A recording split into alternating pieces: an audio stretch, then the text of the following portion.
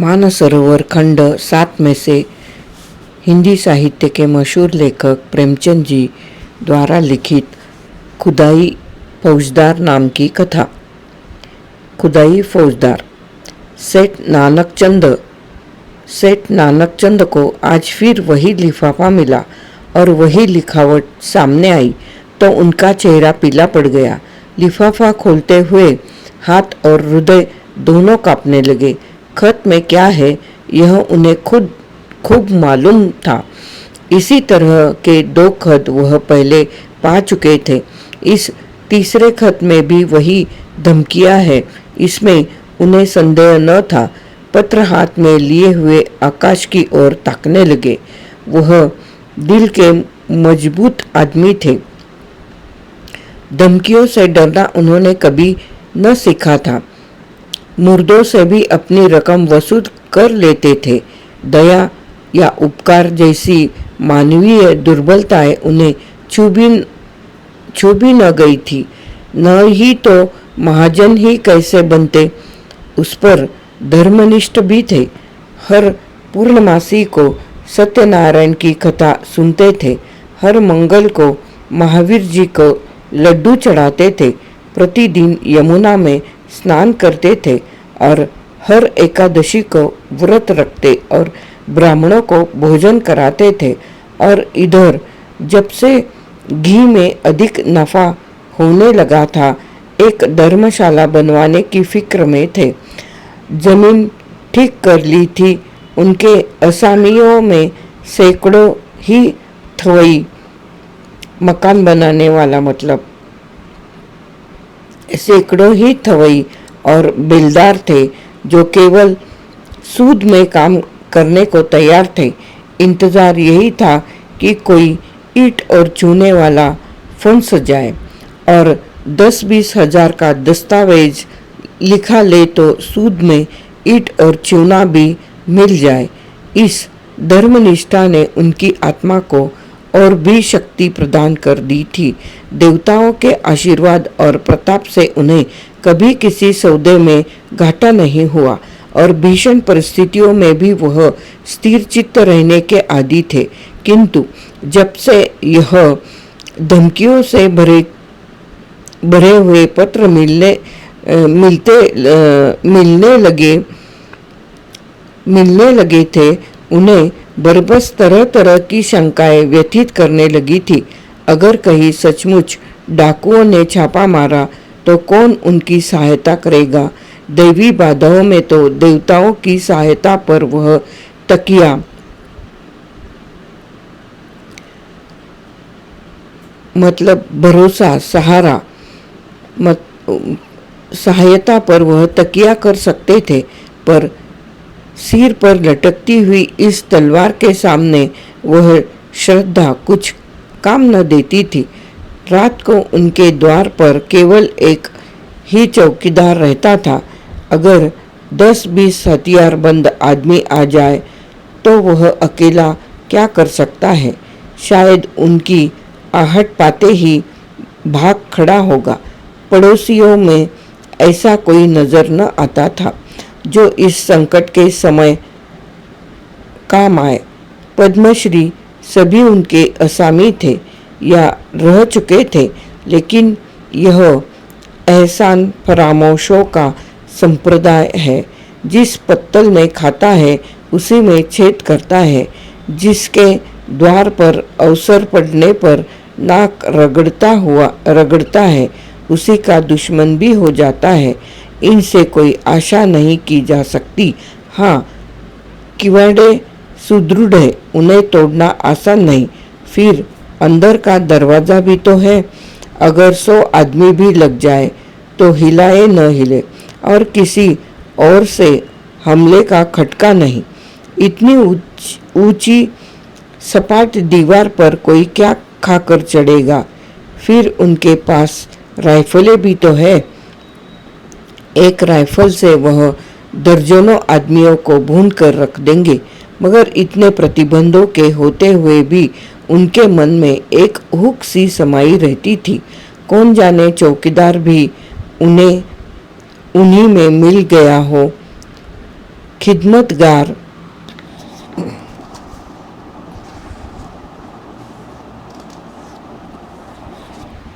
खिदमतगार भी आस्तीन के सांप हो गए हो, इसलिए वह अब अक्सर अंदर ही रहते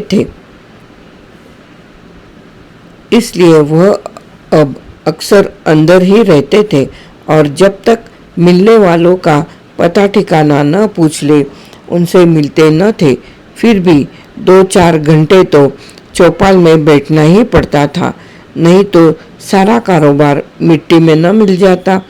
जितनी देर बाहर रहते थे उनके प्राण जैसे सूली पर टंगे रहते थे, उधर उनके मिजाज में बड़ी तब्दीली हो गई थी। इतने विनम्र और मिष्टभाषी वह कभी न थे। गालियाँ तो क्या, किसी से तू तकार भी न करते। सूद की दर भी कुछ घटा दी थी, लेकिन फिर भी चित्त को शांति न मिलती थी। आखिर कई मिनट तक दिल को मजबूत करने के बाद उन्होंने पत्र खोला और जैसे गोली लग गई हो, सिर में चक्कर आ गया और सारी चीज़ें नाचती हुई मालूम हुई। सांस फूलने लगी, आंखें फैल गई। लिखा था, तुमने हमारे दोनों पत्रों पर कुछ भी उत्तर नहीं दिया। शायद तुम समझते होंगे कि पुलिस तुम्हारी रक्षा करेगी, लेकिन यह तुम्हारा भ्रम है। पुलिस उस वक्त आएगी जब हम अपना काम करके 100 कोस दूर निकल जाएंगे। तुम्हारी अक्ल पर पत्थर पड़ गया है, इसमें हमारा कोई दोष नहीं है। हम तुमसे सिर्फ 25,000 रुपये मांगते हैं, इतने रुपए दे देना। तुम्हारे लिए कुछ भी मुश्किल काम नहीं है। हमें पता है कि तुम्हारे पास 1 लाख की मोहरें रखी हुई है, लेकिन विनाश काले विपरीत बुद्धि। अब हम तुम्हें और ज़्यादा न समझाएंगे, क्योंकि तुमको समझाने की चेष्टा करना ही व्यर्थ है। आज शाम तक अगर रुपए न आए तो रात को तुम्हारे ऊपर धावा बोल दिया जाएगा। अपनी हिफाजत के लिए जिसे बुलाना चाहो बुला लो। जितने आदमी और हथियार जमा करना चाहो जमा कर लो। हम ललकार कर आएंगे और दिन दहाड़े आएंगे। हम चोर नहीं है, हम वीर है और हमारा विश्वास बाहुबल में है। हम जानते हैं कि लक्ष्मी उसी के गले में जयमाला डालती है जो धनुष तोड़ सकता है, मछली को वेध सकता है। यदि सेठ ने तुरंत बही खाते बंद कर दिए और रोकड़ संभाल कर तिजोरी में रख दिया और सामने का द्वार भीतर से बंद करके दबी हुई आवाज में केसर के पास आकर बोले, आज फिर वही खत आया। केसर अब आज ही आ रहे हैं। केसर दोहरे बदन की स्त्री थी।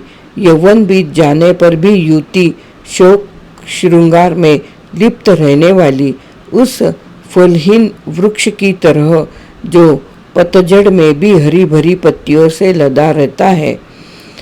संतान की विफल कामना में जीवन का लंबा समय व्यतीत करने के बाद अब उसे अपनी संचित माया को भोगने की धुन सवार रहती थी। मालूम नहीं कब आंखें बंद हो जाए, फिर यह धरोहर किसके हाथ लगेगी कौन जाने। इसलिए उसे सबसे अधिक भय बीमारी का था, जिसे वह मौत का पैगाम समझती थी और नित्य ही कोई न कोई दवा खाती ही रहती थी। शरीर के इस वस्त्र को उस समय तक उतारना न चाहती थी जब तक उसमें एक धागा भी बाकी न रहे। बाल बच्चे होते तो वह मृत्यु का स्वागत करती, लेकिन अब तो उसके जीवन का ही अंत था। फिर क्यों न वह अधिक समय तक जिए। हाँ, वह जीवन निरानंद अवश्य था, उस मधुर ग्रास की भांति जिसे हम इसलिए खा जाते हैं कि रखे रखे सड़ जाएगा। उसने घबरा कर कहा, मैं तुम्हें कब से कह रही हूँ कि 2-4 महीने यहाँ से कहीं भाग चलो, लेकिन तुम सुनते ही नहीं। आखिर क्या करने पर तुले हुए हो? सेठ जी सशंक तो थे और यह स्वाभाविक ही था। ऐसी दशा में कौन शांत रह सकता था, लेकिन वह कायर नहीं थे। उन्हें अब भी विश्वास था कि अगर कोई संकट आ गया तो वह एक कदम भी पीछे नहीं हटेंगे। जो कुछ कमजोरी आ गई थी वह संकट को सिर पर मंडराते देखकर भाग गई थी। हिरन भी तो भागने की राह न पाकर शिकारी पर चोट कर बैठता है। कभी कभी नहीं, अक्सर संकट पड़ने पर हर आदमी के जोहर खुलते हैं। इतनी देर में सेठ जी ने एक तरह से भावी विपत्ति का सामना करने का पक्का इरादा कर लिया था। डर क्यों, जो कुछ होना है वह होकर ही रहेगा। अपनी रक्षा करना तो हमारा कर्तव्य है। मरना जीना विधि के हाथ में है। सेठानी जी को दिलासा देते हुए बोले, तुम नाहक इतना डरती हो केसर। आखिर वे सब भी तो आदमी है। अपनी जान का मोह उन्हें भी है, नहीं तो यह कुकर्म ही क्यों करते। मैं खिड़की की आड़ से 10-20 आदमियों को गिरा सकता हूँ। पुलिस को खबर करने भी जा रहा हूँ। पुलिस का कर्तव्य है कि हमारी रक्षा करे। हम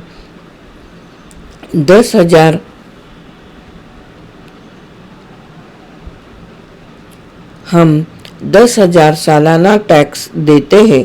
किस लिए? मैं अभी दरोगा जी के पास जाता हूँ। जब सरकार हमसे टैक्स लेती है तो हमारी रक्षा करना उसका धर्म हो जाता है। राजनीति का यह तत्व उसकी समझ में नहीं आया। वह तो किसी तरह उस भय से मुक्त होना चाहती थी जो उसके दिल में सांप की भांति बैठा फुफकार रहा था। पुलिस का उसे जो अनुभव था उससे चित्त को संतोष न होता था। केसर बोली, पुलिस वालों को बहुत देख चुकी। वारदात के समय तो उनकी सूरत भी नहीं दिखाई देती। जब वारदात हो चुकी होती है तब अलबत्ता शान के साथ आकर रोब जमाने लगते हैं। पुलिस तो सरकार का राजपाट चला रही है। तुम यह क्या जानो? मैं तो कहती हूँ यो अगर कल वारदात होने वाली होगी तो पुलिस को खबर देने से आज ही हो जाएगी। लूट के माल में इतना भी हिस्सा होता है, जानता हूँ, देख चुका हूँ और रोज देखता हूँ। लेकिन मैं सरकार को 10,000 का सालाना टैक्स भी देता हूँ। पुलिस वालों का आदर सत्कार भी करता रहता हूँ। अभी जाड़ों में सुपरिंटेंडेंट साहब आए थे तो मैंने कितनी रसद पहुंचाई थी। एक पूरा कनस्तर घी और शक्कर की पूरी बोरी भेज दी थी। यह सब खिलाना पिलाना किसी दिन काम आएगा। हाँ, आदमी को पूरी तरह से दूसरों के भरोसे नहीं बैठना चाहिए। इसलिए मैंने सोचा है तुम्हें भी बंदूक चलाना सिखा दूं। हम दोनों बंदूकें छोड़ना शुरू करेंगे तो डाकुओं की क्या मजाल है कि अंदर कदम रख सके। प्रस्ताव हास्यजनक था। केसर ने मुस्कुरा कर कहा, हाँ और क्या। अब आज मैं बंदूक चलाना सीखूंगी। तुमको जब देखो हंसी ही सूझती है। हमने इसमें हंसी की क्या बात है। आजकल तो औरतों की फौजें बन रही है। सिपाहियों की तरह औरतें भी कवायद करती है, बंदूक चलाती है, मैदानों में खेलती है।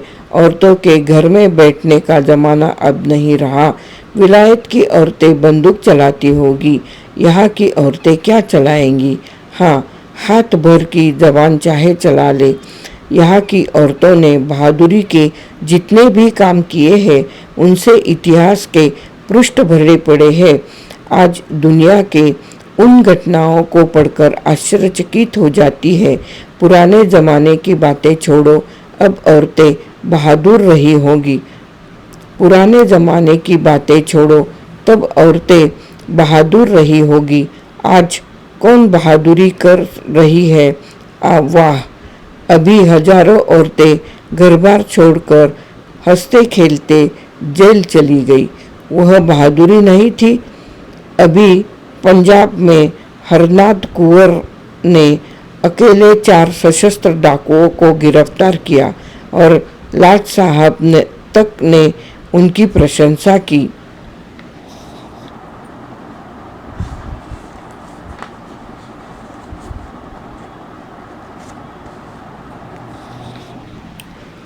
क्या जाने वे कैसी औरतें हैं। मैं तो डाकुओं को देखते ही चक्कर खाकर गिर पड़ूंगी। उसी वक्त नौकर ने आकर कहा, सरकार, थाने से 4 कांस्टेबल आए हैं, आपको बुला रहे हैं। सेठ जी प्रसन्न होकर बोले, क्या थानेदार भी आए हैं? नहीं सरकार, अकेले कांस्टेबल है, थानेदार क्यों नहीं आया? यह कहते हुए सेठ जी पान खाते हुए बाहर चले गए। सेठ जी को देखते ही चारों कांस्टेबलों ने झुककर सलाम किया, बिल्कुल अंग्रेजी कायदे से, मानो अपने किसी अफसर को सैल्यूट कर रहे हो। सेठ जी उन्हें बेंचों पर बैठाते हुए बोले, दरोगा जी का मिजाज तो अच्छा है, मैं तो उनके पास आने वाला ही था। चारों में जो सबसे प्रौढ़ था, जिसकी आस्तीन पर कई बिल्ले लगे हुए थे, बोला, आप क्यों तकलीफ करते हैं? वह तो खुद ही आ रहे थे, पर एक बड़ी ज़रूरी तहकीकात आ गई, इस वजह से वे वहीं रुक गए। लेकिन कल आपसे अवश्य मिलेंगे। जब से यहाँ डाकुओं की खबरें फैली है, बेचारे बहुत घबराए हुए हैं। आपकी तरफ हमेशा उनका ध्यान रहता है। कई बार कह चुके हैं, इतनी कौन परवाह करता है। कई बार कह चुके हैं, इनकी कौन परवाह करता है। मेरे पास तो 3 खत आ चुके हैं, मैंने किसी से जिक्र तक नहीं किया। कांस्टेबल हंसा, दरोगा जी को खबर मिली थी? सच? हाँ साहब।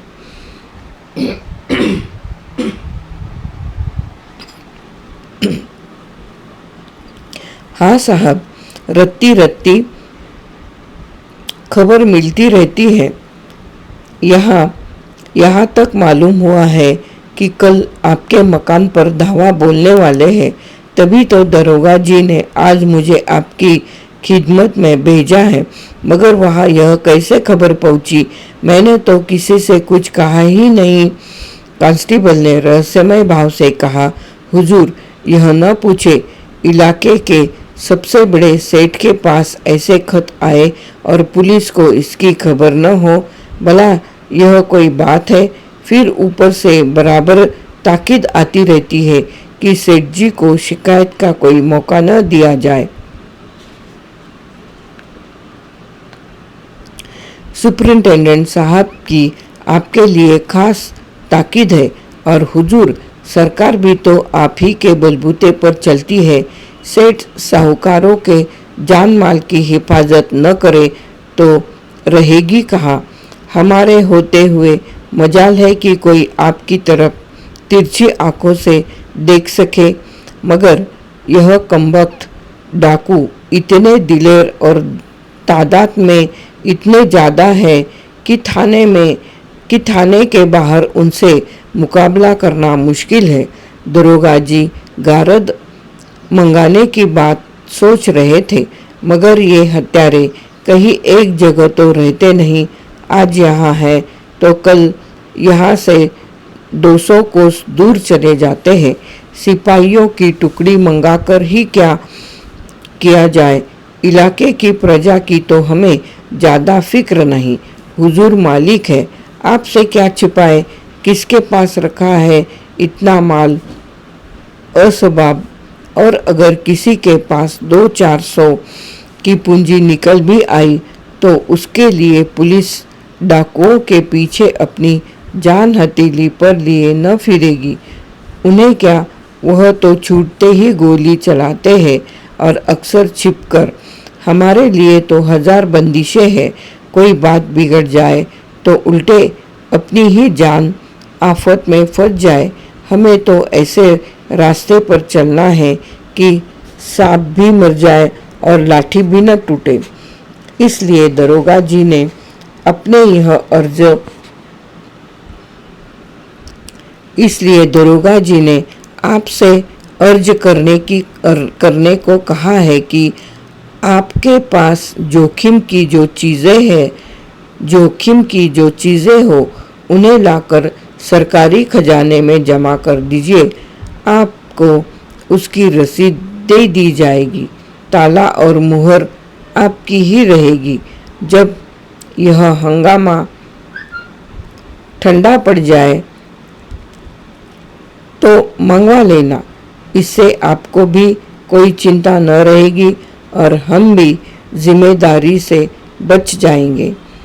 कहीं खुदा न करे कोई वारदात हो जाए तो हुजूर का जो नुकसान हो वह तो होगा ही, हमारे ऊपर भी जवाबदेही आ जाए और यह जालिम सिर्फ माल असबाब लेकर ही तो जान नहीं छोड़ते, खून भी कर देते हैं, घर में आग लगा देते हैं, यहाँ तक कि औरतों की बेइज्जती भी करते हैं। हुजूर तो जानते हैं होता है वही जो तकदीर में लिखा है।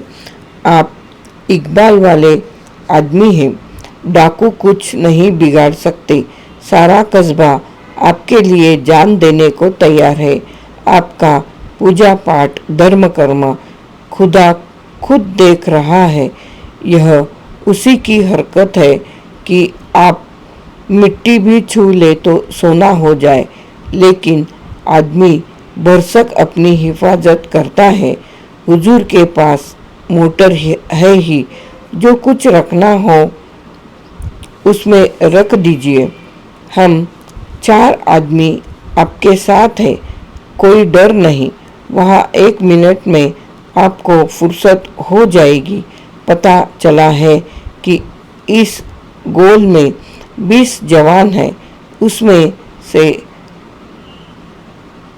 उनमें से 2 तो बैरागी बने हुए हैं, 2 पंजाबियों के भेष में मोटी ऊन की लोई और ऊनी चादर बेचते फिरते हैं। इन दोनों के साथ 2 बहंगी वाले भी हैं। 2 आदमी बलूचियों के भेष में छुरियाँ और ताले बेचते हैं। कहाँ तक गिनाऊं हुजूर, हमारे थाने में तो हर एक का हुलिया रखा हुआ है। खतरे में आदमी का दिल कमज़ोर हो जाता है और वह ऐसी बातों पर विश्वास कर लेता है जिन पर शायद होश हवास में न करता। जब किसी दवा से रोगी को लाभ नहीं होता तो हम दुआ, ताबीज़, ओझों और सयानों की शरण लेते हैं और वहाँ तो संदेह करने का कोई कारण ही न होता। संभव है दरोगा जी का कुछ स्वार्थ हो, मगर सेठ जी इसके लिए तैयार थे। अगर 200-400 बल खाने पड़े तो कोई बात नहीं। ऐसे अवसर तो जीवन में आते ही रहते हैं और इस परिस्थिति में इससे अच्छा दूसरा क्या इंतजाम हो सकता था। बल्कि इसे तो ईश्वरीय प्रेरणा समझना चाहिए। माना उनके पास 2-2 बंदूकें हैं, कुछ लोग मदद करने के लिए निकल ही आएंगे, लेकिन है जान जोखिम में।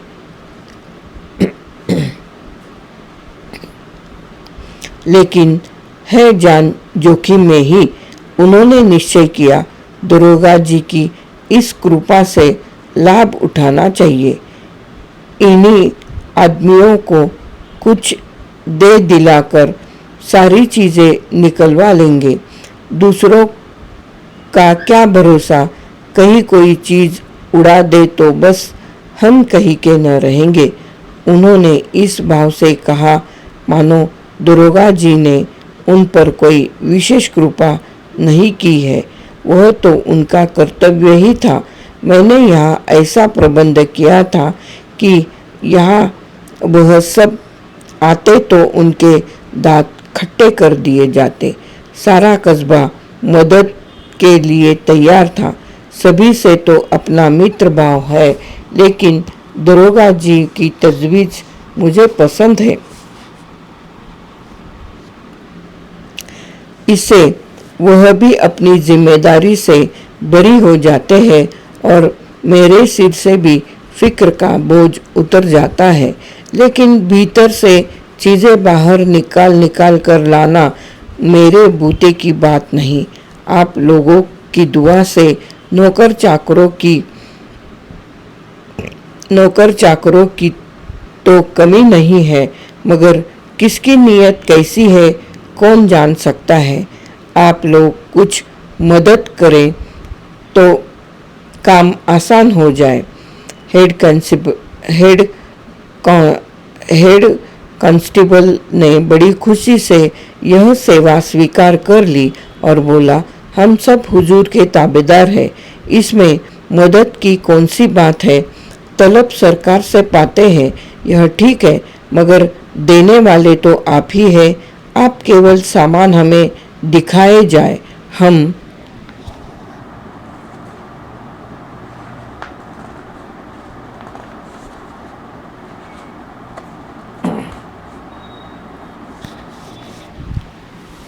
हम बात की बात में सारी चीज़ें निकाल लाएंगे। हुजूर की खिदमत करेंगे तो कुछ इनाम इकराम मिलेगा ही। तनख्वाह में गुजर नहीं होता सेठ जी। आप लोगों की रहम की निगाह न हो तो एक दिन भी निभा न हो, बाल बच्चे भी भूखे मर जाएंगे। 15-20 रुपए में क्या होता है हुजूर, इतना तो हमारे लिए ही पूरा नहीं पड़ता। सेठ जी ने अंदर जाकर केसर से यह समाचार कहा तो उसे जैसी आंखें मिल गई।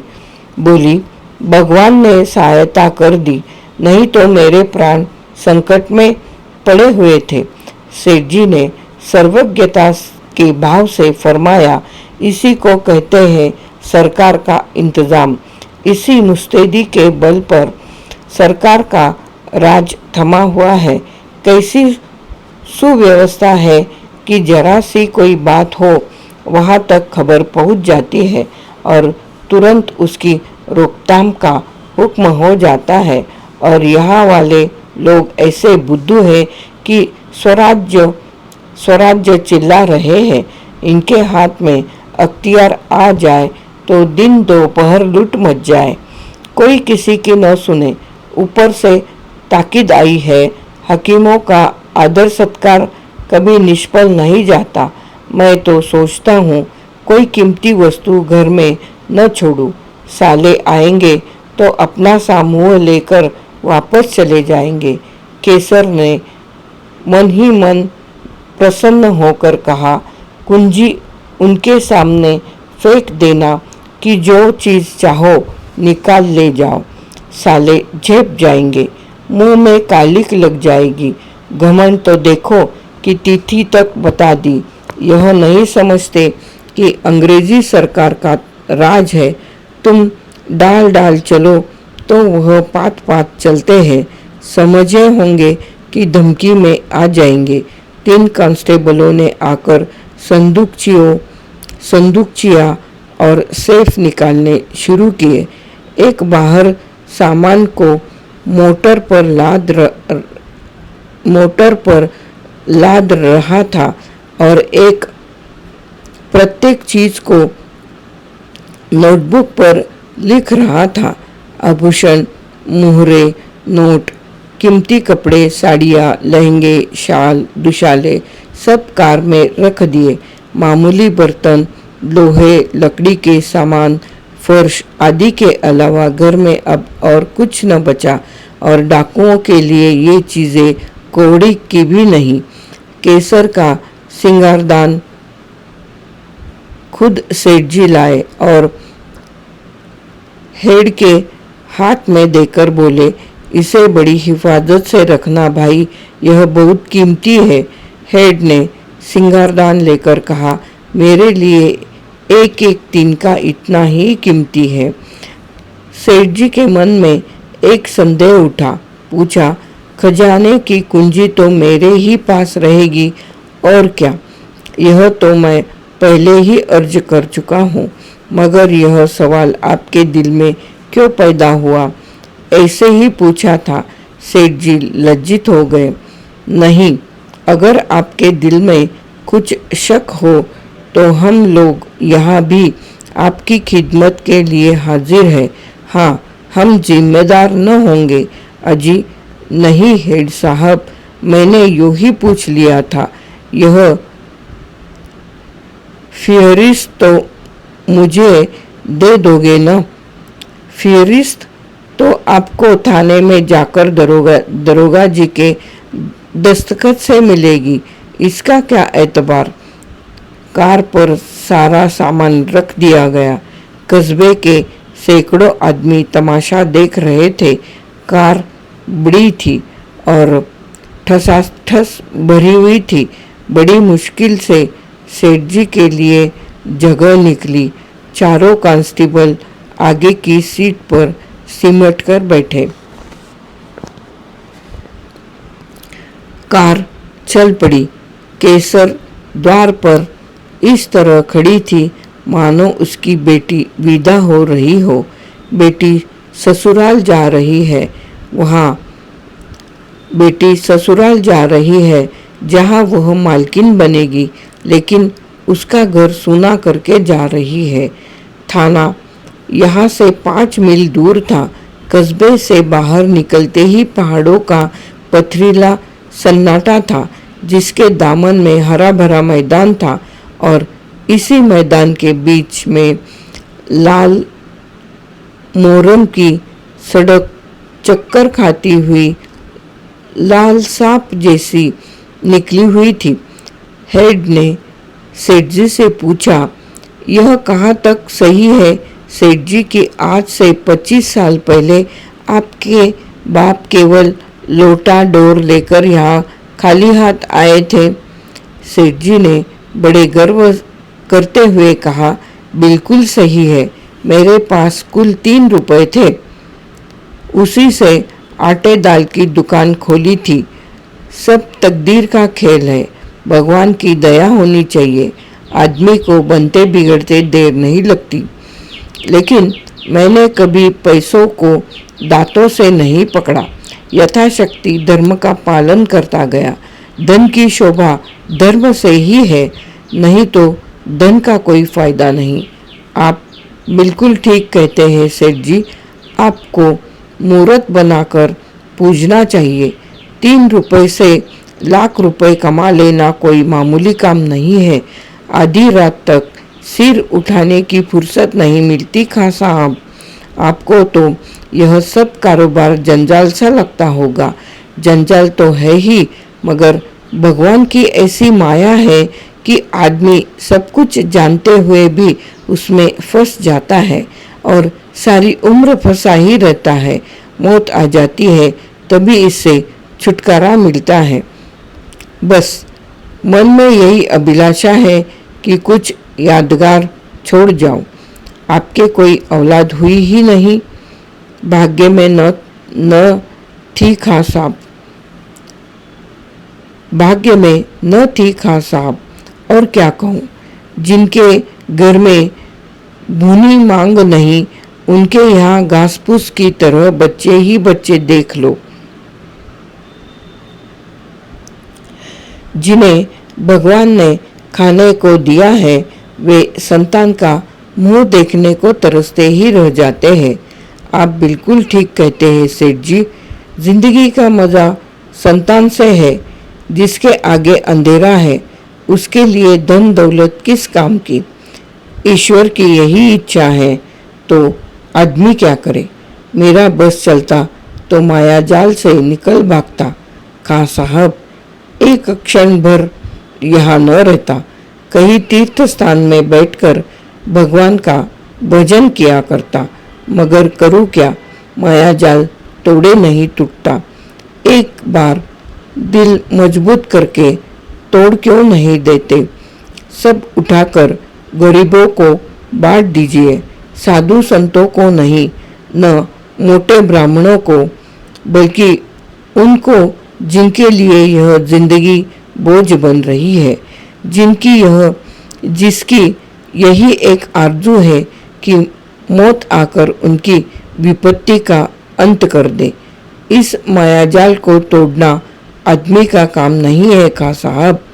भगवान की इच्छा होती है तभी मन में वैराग्य आता है। आज भगवान ने आपके ऊपर दया की है। हम इस मायाजाल को मकड़ी के जाले की तरह तोड़कर आपको आज़ाद करने के लिए भेजे गए हैं। भगवान आपकी भक्ति से खुश हो गए हैं और आपको इस बंधन में नहीं रखना चाहते, जीवन मुक्त कर देना चाहते हैं। ऐसी भगवान की दया हो जाती तो क्या पूछना था खां साहब।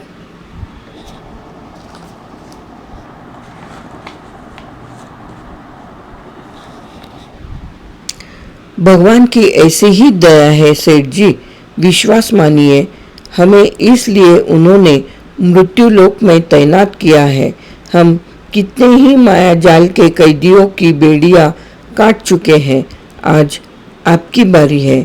सेठ जी की नाड़ियों में जैसे रक्त का प्रवाह बंद हो गया। सहमी हुई आंखों से सिपाहियों को देखा, फिर बोले, आप बड़े हंसोड़ हो खां साहब। हमारे जीवन का सिद्धांत है कि किसी को कष्ट मत दो, लेकिन ये रुपए वाले कुछ ऐसी औंधी खोपड़ी के लोग हैं जो उनका उद्धार करने आता है उसी के दुश्मन हो जाते हैं।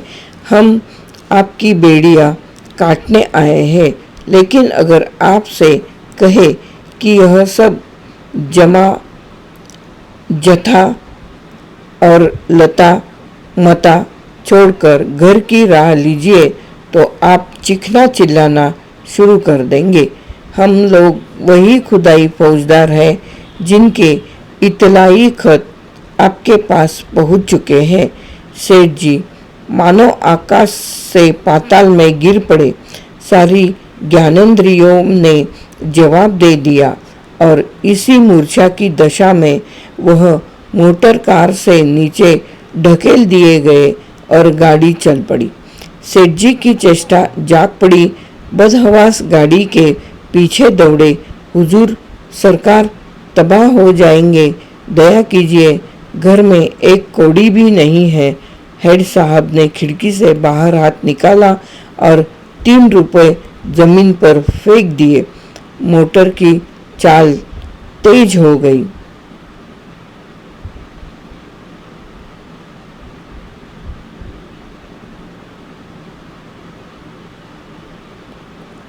सेठ जी सिर पकड़कर बैठ गए और विक्षिप्त नेत्रों से मोटर कार को देखा, जैसे कोई शव स्वर्गारोही प्राण को देखता है। उनके जीवन का स्वप्न उड़ा जा रहा था।